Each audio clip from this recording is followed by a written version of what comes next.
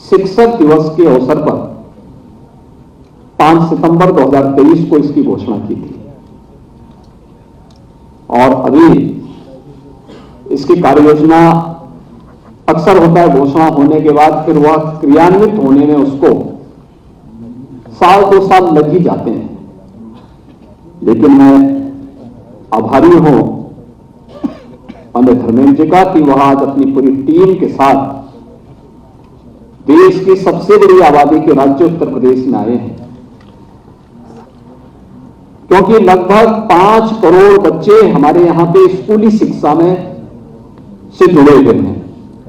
इन 5 करोड़ बच्चों के लिए एक नई प्रेरणा प्रदान करने के लिए और प्रेम श्री स्कूल की योजना लॉन्च करने के लिए आज यहां पर आए हैं। मैं इसके लिए उनका हृदय से अभिनंदन करता हूं। आज यहां पे बहुत सारे कार्यक्रम हुए हैं, आपने देखा होगा।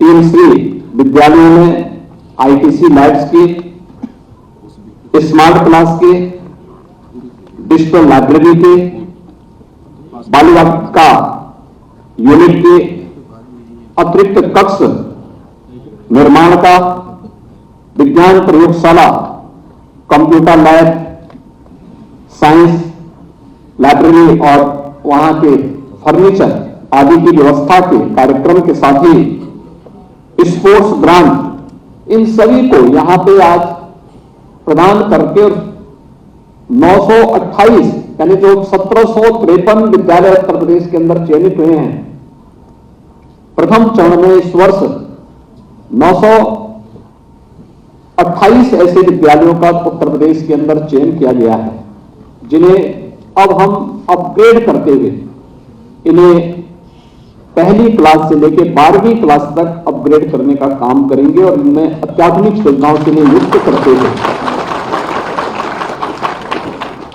एक इंटीग्रेटेड कैंपस स्कूली शिक्षा का हम प्रदान कर पाएंगे। यह हमेशा एक प्रश्न रहा है, क्योंकि 2017 में जब हम लोग आए थे, यह प्रश्न हम सबके सामने था कि गरीब का बच्चा ऐसे विद्यालयों में पढ़ता है जहां पे ना इंफ्रास्ट्रक्चर है, जहां पे ना शिक्षक है, जहां पे ना कनेक्टिविटी है और जहां पर सारी व्यवस्था अस्त व्यस्त सी थी। और ये प्रश्न उस समय हमारे दिमाग में भी कौंधता था, हम लोग भी देखते थे कितनी दुर्व्यवस्था थी। जिस जिले में जाते थे एक प्रश्न उठता था कि साहब अगले सत्र तक ये विद्यालय बंद हो जाएगा क्योंकि अब बच्चे नहीं हैं। देखिए, चाहे वो गरीब हो या अमीर हो, हर व्यक्ति चाहता है कि उसका बच्चा थोड़ा पढ़ लिख ले, उस प्रकार का व्यवस्था देखना चाहता है। लेकिन जब उसको दिखाई नहीं देता था तो वह जहां कहीं भी लगता था वहां अपने बच्चों को भेजने का प्रयास करता था।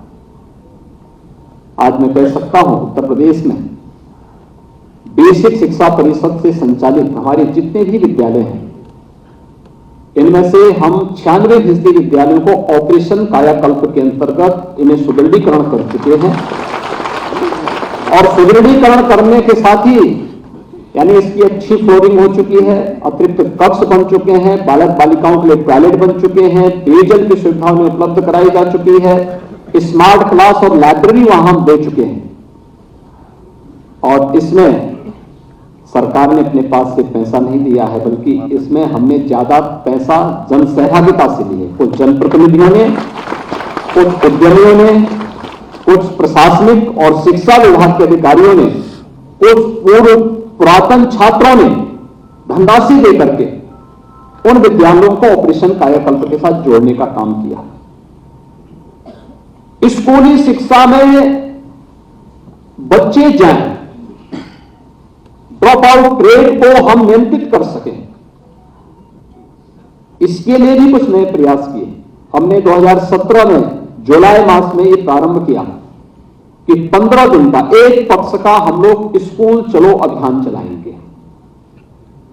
इसमें हर शिक्षक, हर जनप्रतिनिधि, हर प्रशासनिक और शिक्षा विभाग का अधिकारी इस अभियान के साथ जुड़ा और इसी का परिणाम है कि जब हमने गत वर्ष ये कहा कि नहीं देखो अब बहुत हो चुका है, हमें बेसिक शिक्षा परिषद के स्कूलों में सही संख्या चाहिए और इन्हें आधार से ऑथेंटिकेट करने की व्यवस्था करिए।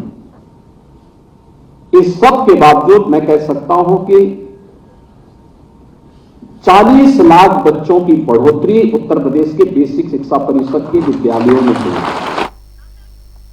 चलिए खबरों में आगे बढ़ेंगे। उधर आपको बता दें, लोकसभा चुनाव से पहले प्रधानमंत्री नरेंद्र मोदी उत्तर प्रदेश में विजय शंखनाद के लिए 3 महत्वपूर्ण रैलियां करेंगे। इसको लेकर भारतीय जनता पार्टी ने रूपरेखा बनाना शुरू कर दी है। बता दें कि इन रैलियों को सरकार के सामंजस्य के साथ आयोजित किया जाएगा, जिसमें कि पीएम मोदी हजारों करोड़ रुपए की परियोजनाओं का लोकार्पण और शिलान्यास करेंगे, जिससे उत्तर प्रदेश का चुनावी माहौल गर्म होना शुरू हो जाएगा।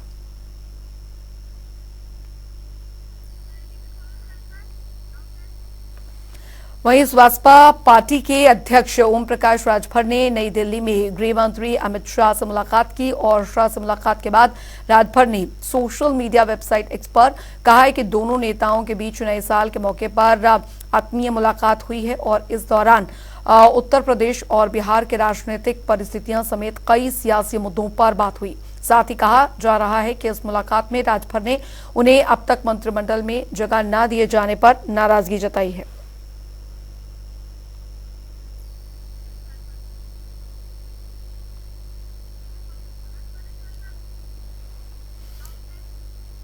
चलिए अब बात करेंगे अयोध्या की, क्योंकि अयोध्या में आगामी 22 जनवरी को भगवान राम के नवनिर्मित मंदिर के शुभारंभ और प्राण प्रतिष्ठा समारोह है, जिसे सिलसिले में दरअसल आगामी 14 से 22 जनवरी के बीच में प्रदेश के सभी नगरों में राम मंदिर रथ निकाले जाएंगे और कलश यात्राओं का आयोजन जो है वो किया जाएगा। साथ ही बता दें कि इस बारे में प्रदेश के पर्यटन और संस्कृति मंत्री जयवीर सिंह ने सभी विधायकों को पत्र लिखकर सहयोग मांगा है। पत्र में विधायकों से आग्रह किया गया है कि वे व्यक्तिगत रुचि लेकर कार्यक्रमों की अलौकिकता के लिए अपना सहयोग दें। साथ ही बता दें कि पर्यटन और संस्कृति मंत्री के इस पत्र के साथ प्रदेश के मुख्य सचिव दुर्गाशंकर मिश्र की ओर से सभी मंडलायुक्तों और साथ ही जिलाधिकारियों को भेजे गए पत्र की प्रति भी संलग्न की गई है।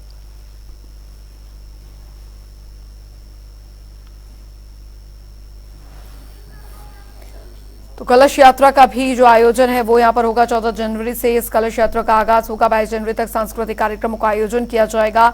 बता दें पर्यटन विभाग ने विधायकों से सहयोग इसमें मांगा है। तो मुख्य सचिव ने अधिकारियों को इसको लेकर निर्देश दिए हैं कि व्यवस्था जो है वो पूरी तरीके से यहाँ पर है। यूपी के सभी शहरों में जो रथ यात्रा है वो यहाँ पर निकाली जाएगी। कलश यात्राओं का भी आयोजन यहाँ पर होगा। तो 22 जनवरी तक सांस्कृतिक कार्यक्रमों का यह आयोजन जो है प्रदेश भर में होगा। पर्यटन विभाग के विधायकों से इसमें सहयोग मांगा गया। 14 जनवरी से राम रथ जो है वो निकलेगा और मुख्य सचिव के अधिकारियों को निर्देश कि यूपी के सभी शहरों में ये जो रथ है वो निकाला जाएगा। ये रथ यात्रा निकाली जाएगी। कलश यात्राओं का आयोजन जो है जगह जगह पर होगा। बता दें आपको, तो 22 जनवरी जिस दिन प्राण प्रतिष्ठा होगी राम मंदिर में रामलला विराजमान होंगे, उससे पहले विभिन्न सांस्कृतिक कार्यक्रमों का जो आयोजन है वो जगह जगह हो रहा है।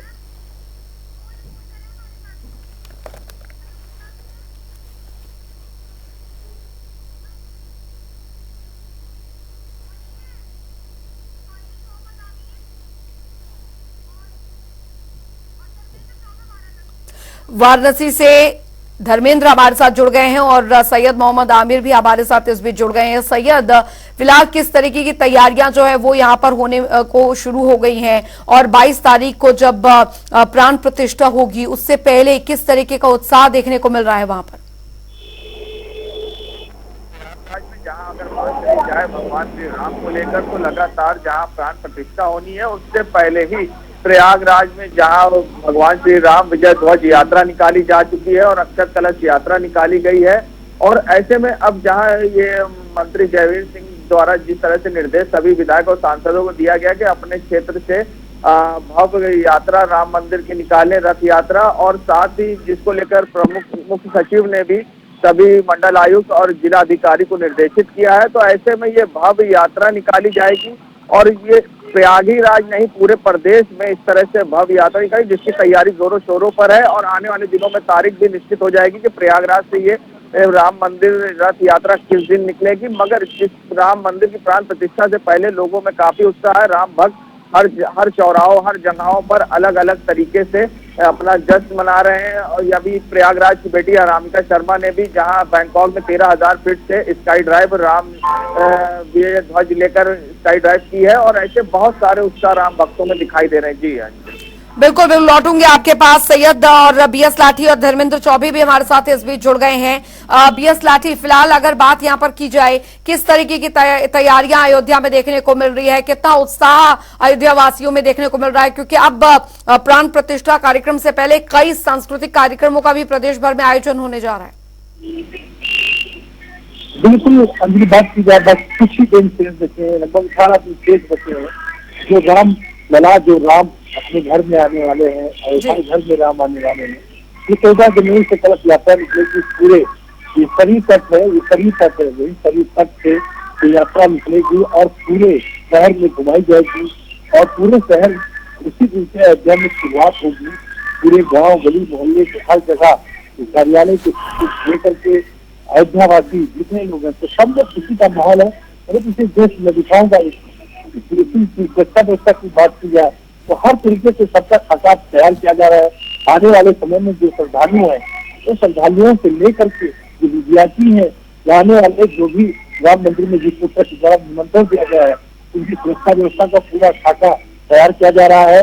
और आने वाले में समय में जिस तरह से अयोध्या में भीड़ बढ़ी है, भीड़ का इजाफा हुआ है, तो हर अधिकारी जो अयोध्या में या हर राम भक्त जो अयोध्या आना चाह रहा है, तो सरकार अभी कल इसी को समस्या है योगी आदित्यनाथ ने, उन्होंने सुरक्षा व्यवस्था का वो भी जायजा लिया और अधिकारियों के साथ इसी के जरिए चाहे डीएम हो, चाहे आईजी हो, चाहे कप्तान हो, सबसे सुरक्षा व्यवस्था का जायजा लिया। और ट्रैफिक मैनेजमेंट भीड़ ना हो, इसके लिए यात्रा जो यात्री आ रहे हैं, जो आने वाले समय में श्रद्धालु आ रहे हैं, जो यात्रा निकलेगी उसमें पूरी तरीके से यात्रा जहाँ से पूरे शहर में घूमेगी, रोड पे कहीं अतिक्रमण न हो, तो सारी जो सुविधाएं हैं, ये सारी जिला प्रशासन की तरफ से सूबे की समस्या है, उन्होंने सख्ती से पालन कराने का निर्देश दिया है।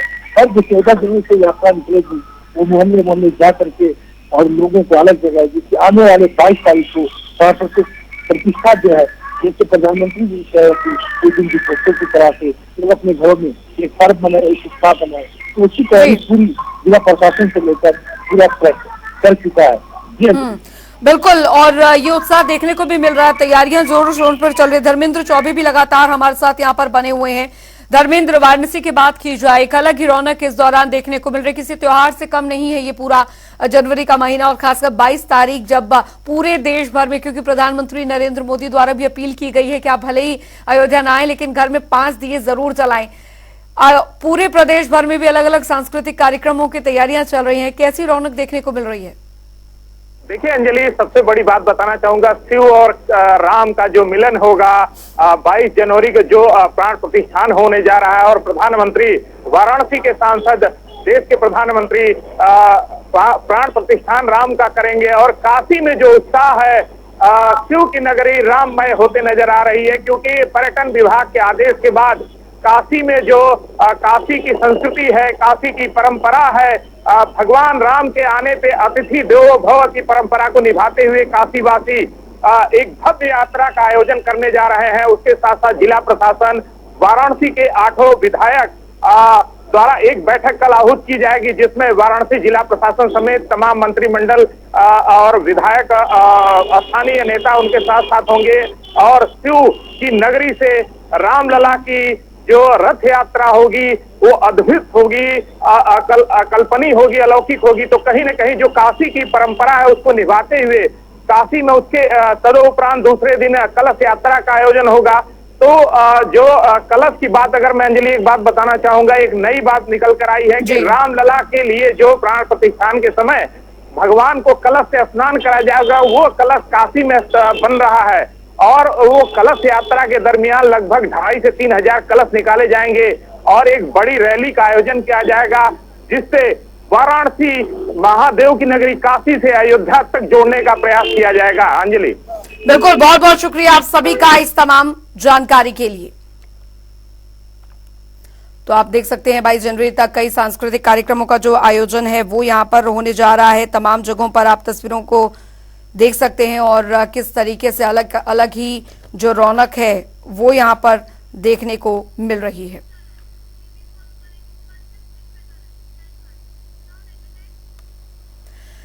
बढ़ेंगे आगे, उधर उत्तर और मध्य भारत के मैदानी इलाकों में इन दिनों ठंड का कहर देखने को मिल रहा है। बेमौसम बारिश, कोहरा और शीतलहर ने ठिठुरन पैदा कर दी है। लोगों को ठंड से बचने के लिए आग का सहारा लेना पड़ रहा है। और बता दें कि कई इलाकों में तो कल और आज बारिश देखने को मिली, तो वहीं आज सुबह के वक्त भी हल्की बारिश और कोहरे का दौर जारी है। यूपी में अलग अलग इलाकों में कोहरे से विजिबिलिटी भी यहाँ पर भारी कमी आई है और जिससे यातायात प्रभावित हो रहा है। यही अगर लखनऊ की अगर बात की जाए तो घना कोहरा और क्षेत्र में शीतलहर की स्थिति बनी हुई है। ये 8 तस्वीरें हम आपको दिखा रहे हैं। आगरा, अलीगढ़, कानपुर, लखनऊ, मथुरा, मेरठ, प्रयागराज, अयोध्या की आप देख सकते हैं क्या स्थिति बढ़ती ठंड की वजह से बनी हुई है। देखिए, ठंड 2 दिन तो काफी ठंडक पड़ी है, लेकिन इस समय ठंड से राहत है। 2 दिन धूप खिली, धूप खिलने के बाद लोगों ने राहत की सांस ली है और अब सुबह शाम लेकिन अभी भी ठंड है। इस ठंड से लोगों को बचाव करना चाहिए। जो बड़े बुजुर्ग हैं, बड़े बुजुर्ग कपड़ों के साथ एहतियात बरतें, गर्म कपड़ों के साथ ही घर से बाहर निकलें, कान ढक के निकलें। और जो मॉर्निंग वॉक लोग कर रहे हैं, मॉर्निंग वॉक थोड़ा लेट से ही सही, क्योंकि सवेरे का टेम्परेचर सबसे ज्यादा डाउन होता है। 3 से 4 के बीच का जो टेम्परेचर होता है बहुत डाउन होता है। ऐसे में 6 बजे के बाद से ही वो मॉर्निंग वॉक पे निकले। तो गोरखपुर में अगर ठंड की बात की जाए तो मैं अभी ये देख रहा हूँ कि अभी जस्ट मैं बैंगलोर से आ रहा हूँ। मेरी फ्लाइट थी रात में 11 बजे मैं लखनऊ में लैंड किया। तो बैंगलोर में उतनी खास ठंड नहीं पड़ती है क्योंकि वहाँ का क्लाइमेट कंडीशन हो गई, वहाँ का जो टेम्परेचर हो गया, वहाँ का जो एरिया हो गया, लैंड एरिया कम है वहाँ पे। तो आसपास समंदर के कारण वहाँ का क्लाइमेट जो होता है थोड़ा सा मानते हैं हम लोग कि उतना गर्म और ठंडा नहीं होता है, तापमान जो होता है वो बराबर रहता है। लेकिन जब मैं लखनऊ आया तो लखनऊ में मैंने ये एहसास किया कि लखनऊ में ठंड काफ़ी ज़्यादा ठंड है, उतना दिखना ही है कि ठंड है। यहाँ पर कोहरा भी पड़ा है, इस समय बचा के सब कुछ चलना चाहिए और कोहरा की वजह से ही फसल भी ठीक रहेगा, प्रभाव पड़ेगा खेती बाड़ी पर भी। इसका बढ़िया गेहूँ होगा, अच्छी होगा। और शहर में थोड़ा थोड़ा कोसा, बकियाउट एरिया में कोसा ज़्यादा पड़ा है। गोरखपुर में काफ़ी ठंडक है और सुबह शाम काफ़ी ठंडक पड़ रही है और साथ ही लोगों को घर से निकलने में काफ़ी दिक्कत हो रहा है ठंडी की वजह से। और लोग चाह रहे हैं कि थोड़ा मौसम सही हो तभी बाहर कहीं निकले। और गलन की वजह से सुबह शाम बहुत ज़्यादा ठंड बहुत है भैया। कल बहुत ज्यादा थी और आज भी है। सुबह 6:30 बजे से खड़ी हुई हूँ, अभी गाड़ी भी नहीं मिली। हाँ, बहुत दिक्कत होती है, रोज जाना आना है मथुरा, ड्यूटी है मेरी। ठंड बहुत पड़ रही है 2-3 दिन से, आज के सारे जी रहे हैं। बहुत दिक्कत आ रही है 2-3 दिन से, बहुत सर्दी पड़ रही है। आज सुबह बैठे हुए इतनी रात मिल जाती है। अब की बहुत जबरदस्त ठंड पड़ रही है जिसकी प्रकल्पना भी नहीं कभी किसी ने किया था। 4-5 दिनों से बहुत ज्यादा ठंड पड़ रही है। लोग अपने घरों में ही दबे। सवेरे मौसम एकदम कोहरा वैसा रहता है, हमेशा 24 घंटा ठंड रहता है, बना रहता है। कपकपी छाई हुई है सबके अंदर। 2-3 दिन से ठंड तो है, बीच में थोड़ा थोड़ा धूप। कल तो धूप थी 12 के बाद थोड़ी देर, मगर फिर शाम को इससे कोहरा स्टार्ट हो गया। अब अभी तो नगर निगम की तरफ से लकड़ियाँ तो गिराई नहीं जा रही हैं और गिराई थोड़ा मोड़ा गिराते भी हैं कभी कदार, मगर उतना असर अभी उसका है नहीं। तो लोग ठंड से परेशान है ही है। और चलिए अब रुक करेंगे 2 मिनट में 10 बड़ी खबरों की और फटाफट अंदाज में। इटावा में जमीन के लालच में खुद को गोली मारने की साजिश, पुलिस ने अभियुक्त को किया गिरफ्तार। पीलीभीत में रामलला प्राण प्रतिष्ठा को भव्य बनाने के लिए निकाली गई बाइक रैली, राम भक्तों ने लगाए जय श्री राम के जयकार। लखीमपुर खीरी में बिजली विभाग की लापरवाही, लाइन में कार्य करते समय हुआ हादसा, युवक को लगा करंट। पंजाब से चलकर बहराइच जाने वाली प्राइवेट बस ने खड़ी ट्रैक्टर ट्रॉली में मारी टक्कर, एक की मौत, आधा दर्जन लोग गंभीर रूप से घायल। सहारनपुर में जिलाधिकारी ने किया निर्माणाधीन सरसावा सिविल टर्मिनल का निरीक्षण, कार्यदायी संस्था को समयबद्ध कार्य पूरा न करने पर चेतावनी। में पुलिस ने शातिर चोर गैंग का किया पर्दाफाश। 4 नाबालिग सहित 12 शातिर चोरों को किया गिरफ्तार। कब्जे से टाटा मैजिक वाहन समेत चोरी के दर्जनों सामान बरामद। बाराबंकी में घने कोहरे के कारण विद्युत लाइन पोल से टकराई गाड़ी में धू कर लगी आग। बाराबंकी में अज्ञात कारणों से दुकानों में लगी आग, लाखों का सामान और 2 बाइक जलकर हुई खाक। मौके पर फायर ब्रिगेड की टीम पहुंची। कोटा में बड़ी कड़ाके की सर्दी, शीतलहर के चलते डीएम ने कक्षा 9 से 12 तक के सभी स्कूलों को बंद करने के दिए निर्देश। आदेश न मानने वाले स्कूलों पर की जाएगी कार्रवाई। कन्नौज में हत्या आरोपी हिस्ट्री शीटर के घर चला बुलडोजर। सिपाही सचिन राठी की हत्या के मामले में जेल में बंद है हिस्ट्री शीटर।